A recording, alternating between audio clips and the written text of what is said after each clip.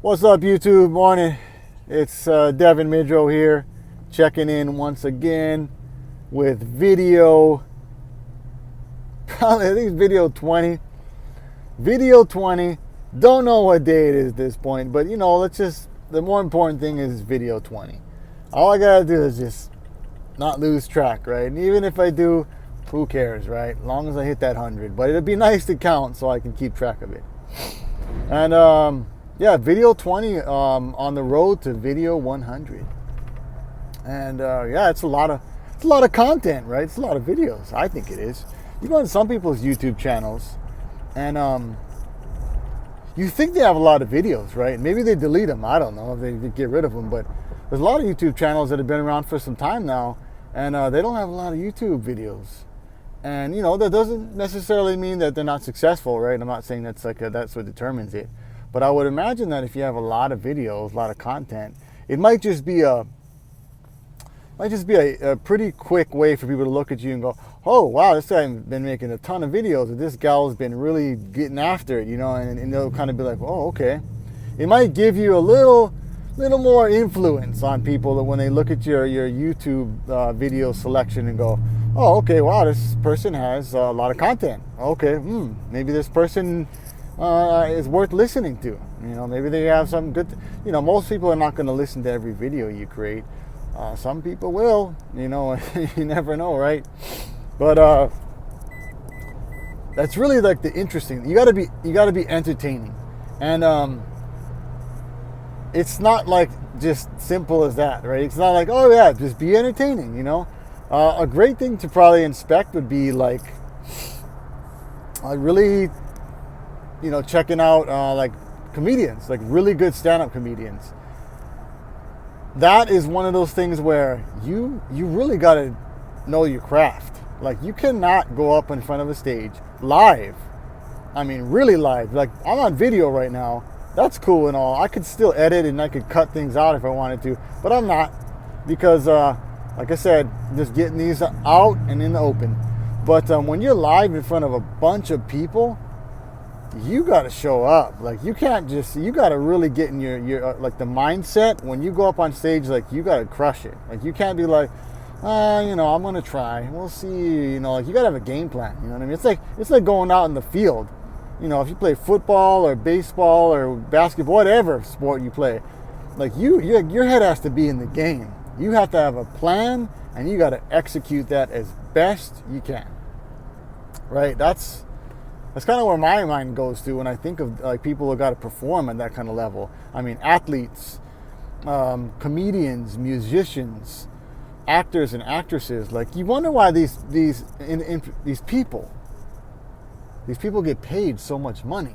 It's because you can't just pull anybody off the street and do that kind of stuff. Yeah, it's not that simple. You know what I mean? It's really not that simple where you just get some random people and then, oh yeah, let's make a movie. Oh yeah, go ahead, sing a track. Let's put together an album or something.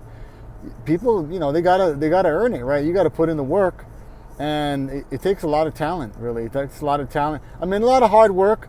Hard work can oftentimes beat out talent, but to really build that talent, you got to put in the hard work, right? I mean, even people who have natural singing voices, you still got to take some lessons. You still got to go and have people shape and mold and really, fine tune your vocals and all that stuff.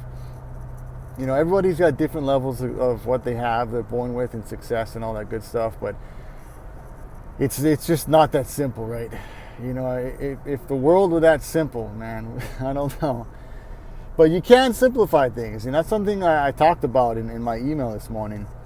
And just to keep it simple, I'm aggressively eliminating as many things as possible.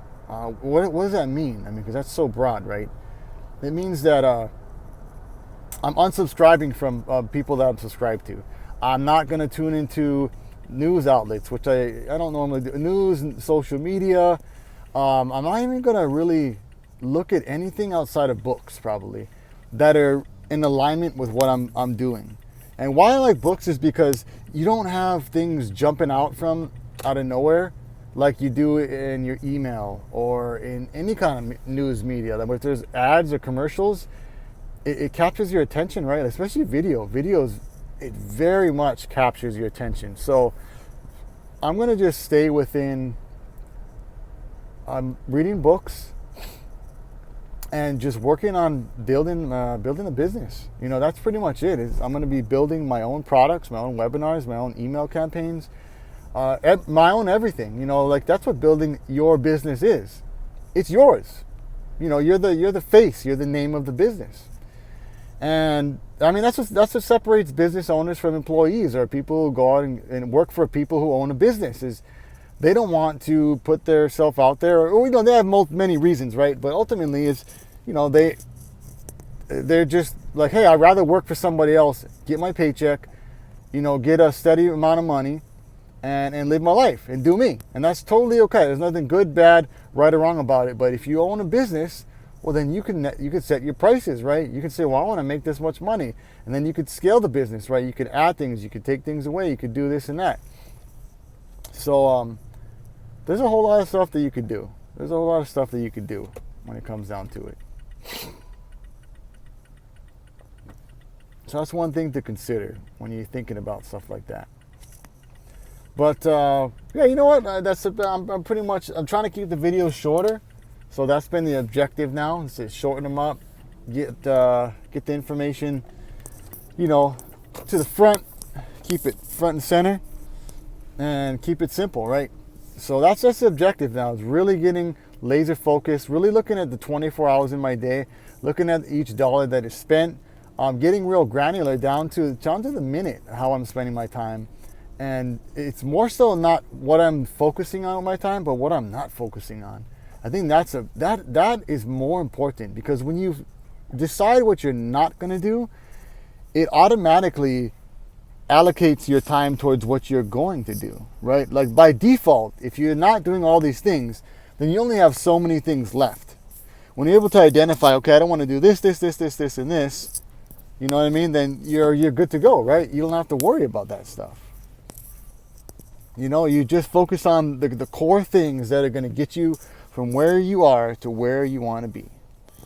I think that's really the big thing that I could push right now today, is just really getting super focused by eliminating what not to focus on. And that's been my objective. It's kind of reverse engineering, going backwards, right? I'm not trying to figure out what to look at necessarily. I already know that part. The hard part is reducing the distractions that can jump in and derail you from your objective, what you're trying to accomplish. And I am trying to create a business with my own products, my own services, my own webinars, my own emails, my own follow-ups, my own email autoresponder, and everything that it takes to run it. I'm in the process of just getting focused on that. And no more courses, no podcasts. You know what I mean? No, oh, look at this new fancy tool and all this. Nope, none of that. I got all the stuff I need already. I know what I need. I have it. I'm going to use it. And that is all I'm going to focus on right now. And, keep the blinders on and get it done. So that's where I'm at right now. So, yeah, I'll leave you with that. Don't forget to like, subscribe, hit the notification bell. And I'll catch you on the next one. Aloha.